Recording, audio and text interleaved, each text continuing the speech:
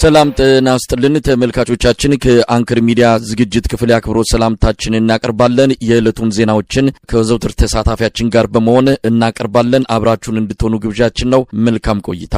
ሁለተኛው ዙር የጽምዶ ስብሰባ በኬንያ ናይሮቢ መካሄዱ ተገለጸ።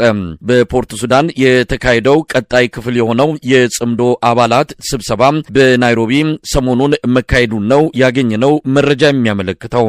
ከፖርት ሱዳኑ ቀጥሎ ተካሄደው በዚሁ የናይሮቢው የጽምዶ ስብሰባ አዳዲስ አባላትና ተሳታፊዎች መገኘታቸውን ነው ስብሰባውን የተካፈሉት ፖለቲከኛና ዲፕሎማት ፕሮፌሰር መሐመድ ሐሰን ለአንከር ሚዲያ የገለጹት። በቀጣይ በምስራቅ አፍሪካ ባሉ ህዝቦች ዘንድ የጋራ ተጠቃሚነት በጋራ የመጡ አደጋዎችን በጋራ ለመመከት የሚያስችሉ ስትራቴጂዎችን ለመቀየስ ስምምነት በማድረግ ነው የተጠናቀቀው። በጉዳዩ ዙሪያ የዘውትር ተሳታፊያችን አጭር መረጃ አለው። ጽምዶ የተሰኘው በህዝቦች መካከል ማህበራዊ ግንኙነት እንዲጠናከር የተመሰረተው ስብስብ ከሰሞኑ በናይሮቢ ሁለተኛ ጉባኤውን በማካሄድ ወደ ላቀ ምዕራፍ ማደጉን አስታወቀ። በህዝቦች መካከል መልካም ግንኙነት እንዲፈጠር ዋነኛ ዓላማ ያደረገው ጽምዶ በናይሮቢ ሁለተኛ ስብሰባውን ሲያካሂድ ከዚህ በፊት ከኤርትራ እና ከትግራይ ኃይሎች ከተገኙት በአንደኛው ዙር ማለት ነው ከተገኙት ግለሰቦች በተጨማሪ በተጽዕኖ ፈጣሪ ኢትዮጵያውያን ፕሮፌሰር መሐመድ ሐሰን ጨምሮ አቶ አንዳርጋቸው ጽጌ መገኘታቸውን ለማወቅ ተችሏል። ከዚህ በተጨማሪ የኡጋዴን ነጻ አውጪ ግንባር ተወካዮች እንዲሁም የሲዳማ ህዝብ አርነት ንቅናቄ ተወካዮች በሁለተኛው ዙር ናይሮቢ የተደረገው በሁለተኛው ዙር ጉባኤ የተገኙ ሲሆን በተለይ አማራን ወክሎ የተገኘ ባይኖርም አቶ አንዳርጋቸው ጽጌ በግል ተገኝተው የአማራ ህዝብ ጥያቄ እንዳቀረበ ለማወቅ ተችሏል። ጽምዶ በምስራቅ አፍሪካ ዜጎቻቸው በመልካም ግንኙነት እንዲጠናከር የተፈጠረ ስብስብ ሲሆን ይህ ስብስብ የፖርት ሱዳን ላይ የመጀመሪያ ስብሰባውን ካደረገ በኋላ ናይሮቢ ከሰሞኑ ያደረገው ስብሰባ ብዙ አካላትን ያካተተና ተጨማሪ አጀንዳዎች ላይ ውይይት ያደረገ መሆኑን ለማወቅ ተችሏል። ከዚህ በተጨማሪ በኢትዮጵያ በወታደራዊ እንቅስቃሴ ስርዓቱን በትጥቅ ትግል ለመጣል የሚንቀሳቀሱ ኃይሎች በተለይ የፋኖ ወይም የአማራ ፋኖ ብሔራዊ ንቅናቄ፣ የህወሓት ኃይሎች፣ የአፋር ዲሞክራሲያዊ ኃይሎች ግንባር ወይም ጉጉሙ ከቤንሻንጉል ታጣቂዎችን ጨምሮ በርካታ ስርዓቱን በጋራ ለመጣል የሚታገሉ ኃይሎች ትብብር የሚል አንድነት በመፍጠር ከብልጽግና አገዛዝ ጋር ለመፋለም ዝግጅታቸውን መጨረሳቸውን እያስታወቁ ይገኛሉ። የፋኖ ህዝብ ግንኙነት መምሪያ ኃላፊ አርበኛ አስረስ ማረ ከአንከር ሚዲያ ጋር ባደረገው ቃለ መጠይቅ ከነዚህ ኃይሎችና ከሌሎችም በኢትዮጵያ አንድነት ከሚያምኑ ድርጅቶች ጋር በጋራ ስርዓቱን ለመጣል የሚደረገው ስምምነት ወደ መጨረሻ መድረሱን በማስታወቅ በቅርብ ቀናት የተደረሰበትን ስምምነት ለኢትዮጵያ ህዝብ ይፋ እንደሚያደርጉ አያይዘው ጠቅሰዋል። ከዚህ በተጨማሪ ትብብሩ ወደ ላቀ ደረጃ እያደገ መምጣቱን በአንዳንድ ቦታዎች ላይም የጋራ ወታደራዊ እንቅስቃሴ በማድረግ አመርቂ ውጤቶችን ማግኘቱን እግረ መንገዳቸውን የጠቀሱበት ሁኔታ ነው ያለው። የጽምዶ የተባለው ስብስብ በተከታታይ ስብሰባዎችን ማካሄዱ በብልጽግና አገዛዝ ላይ ከፍተኛ ድንጋጤ ውስጥ እንዳስገባውና ከዚህ በተጨማሪ ይሄንን ጽምዶ የሚባለውን ኃይል በኢትዮጵያ በተለይ በኢትዮጵያ ሰርጾ እንዳይገባ ለማድረግ በተለያየ የሚዲያ አካላት ይሄንን ለመቃወም የሚዲያ ሰራዊትን አሰልፎ ይሄ ስርዓት የኢትዮጵያን ሊያፈርስ የሚችል ነው በማለት ጽምዶ ላይ ከፍተኛ ዘመቻ እያደረገ እንደሚገኝና ነገር ግን የጽምዶ ኃይሎች በማህበራዊ ግንኙነታቸው ከፍተኛ ደረጃ ላይ እየደረሱ መምጣታቸውንና በህዝብ ዘንድም ተቀባይነት እያገኙ መምጣታቸውን የአገዛዙ ስርዓት ከፍተኛ ድንጋጤ ውስጥ እንደከተተው ነው መረጃዎች እያመላከቱ የሚገኙት። ይህ በእንዲህ እንዳለ የአማራ ፋኖ ብሔራዊ ንቅናቄ አፋብን በተለያዩ ቀጠናዎች እያደረገ ያለው የህልውና ተጋድሎ ባለፉት 2 ቀናትም ተጠናክረው መቀጠላቸው ተገለጸ።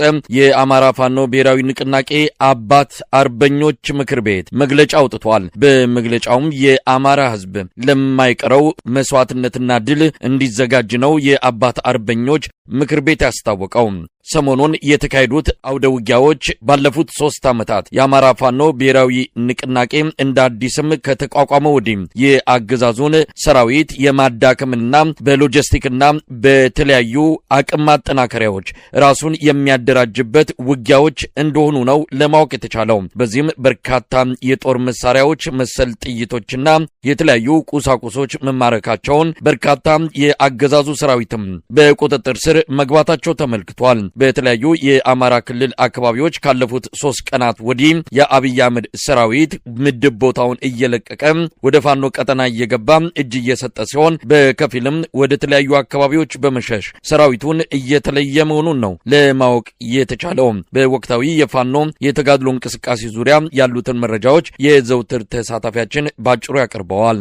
የአማራ ፋኖ ብሔራዊ ንቅናቄ የአባት አርበኞች ምክር ቤት በዛሬው ዕለት መግለጫ አውጥቷል። ይህ መግለጫም በጣም ጠንከር ያለ ለስርዓቱ ማስጠንቀቂያም ጭምር የሚሰጥ መግለጫ ነው ያወጣው። በተለይ ለሀገር መከላከያ ሰራዊት የመከላከያ ሰራዊትን ክብር ያዋረደ የራሱን ዜጋ የሚገድል በተለይ በአማራ ክልል እየፈጸመ ያለው ወንጀል እናቱን የራሱን የመከላከያውን እናት፣ እህት፣ ልጅ፣ ወንድም፣ ቤተሰብ እየገደለ እንደሆነና ከዚህ ድርጊታቸው መታቀብ አለባችሁ። መሸነፋችሁ ላይቀር እንዲሁ መሳሪያችሁን ይዛችሁ ከምትሸነፉ ከኛ ጋር ሁናችሁ የአማራ ፋኖ ብሔራዊ ንቅናቄ ትግል አብራችሁ እንድታግዙ በማለት መግለጫ ሰጥተዋል። የአማራ ተወላጆች ላይ ያነጣጠረ ግድያ እየተፈጸመበት ባለው የጉራጌ ዞን አካባቢ አሁንም ከፍተኛ የሆነ ስጋት እንዳላቸው የአማራ ተወላጆች ገለጹ።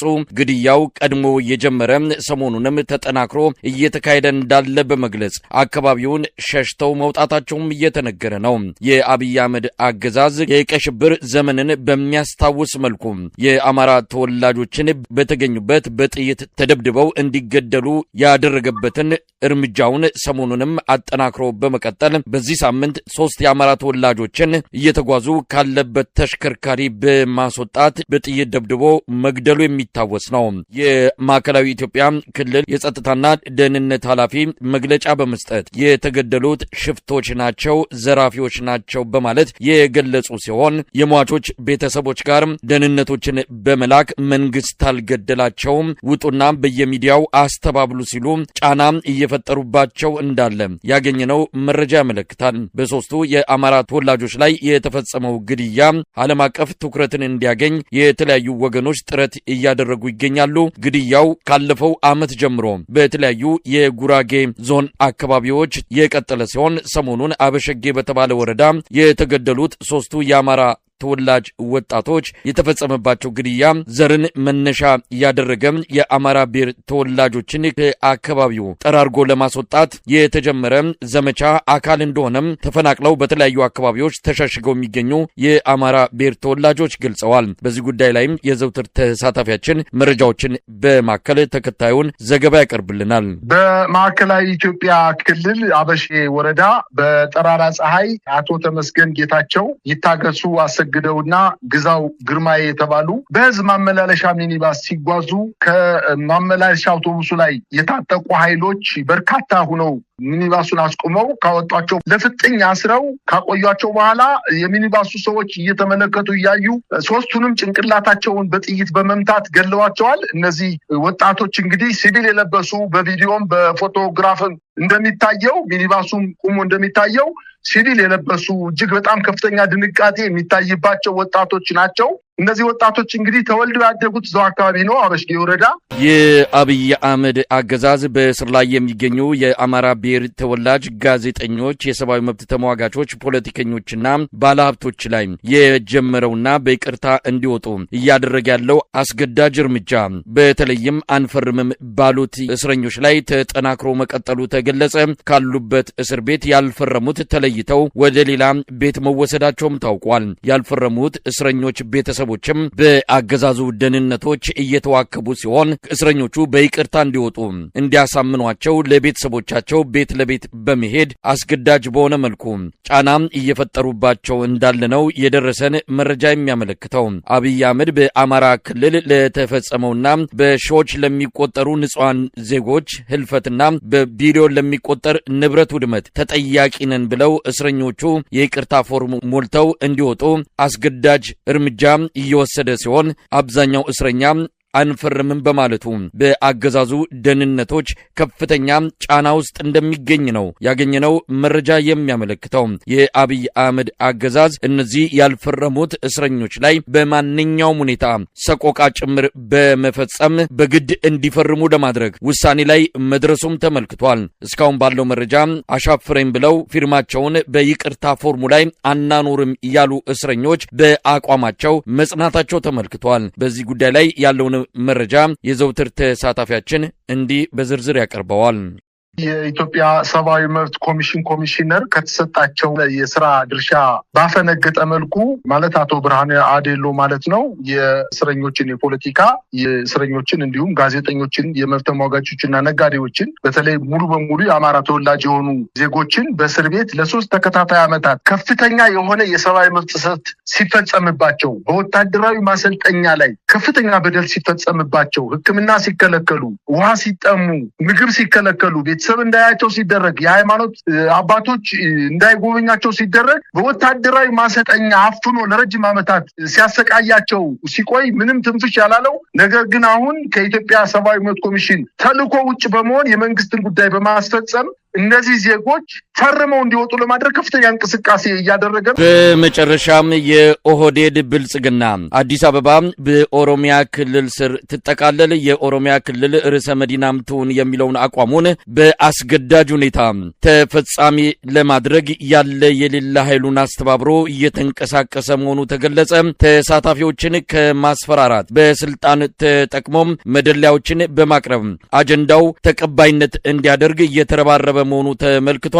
አብይ አህመድ ከሰሞኑ የኦሮሞ ተወላጅ ያልሆኑ የብልጽግና ባለስልጣናትን በተናጠል በመጥራት የአዲስ አበባ ጉዳይ ለኦህዴድ ብልጽግና አጀንዳ ድጋፍ እንዲሰጡ ለዚህም በተለዋጭነት ስልጣናቸው እንደሚጠበቅና ሌሎች ጥቅማ ጥቅሞችም እንደሚከበርላቸው በመጥቀስ ለማሳመን ከፍተኛ ጥረት እያደረገ መሆኑም ተመልክቷል። የምክክር ኮሚሽኑ ሂደቱን በኦህዴድ ብልጽግና ሰዎች ተነጥቋል። የአዲስ አበባ ጉዳይ አጨቃጫቂ ሆኖ በመድረኩ ላይ አሁንም ከፍተኛ ውዝግብ እየፈጠረ ይገኛል። የአብይ አህመድ አገዛዝ የኦሮሞ ብልጽግና የአዲስ አበባን ጉዳይ ለኦሮሚያ ክልል ዋና ከተማነት በመስጠት እንዲቋጭ የሚያደርገውን ጥረት አሁንም ገፍቶበታል።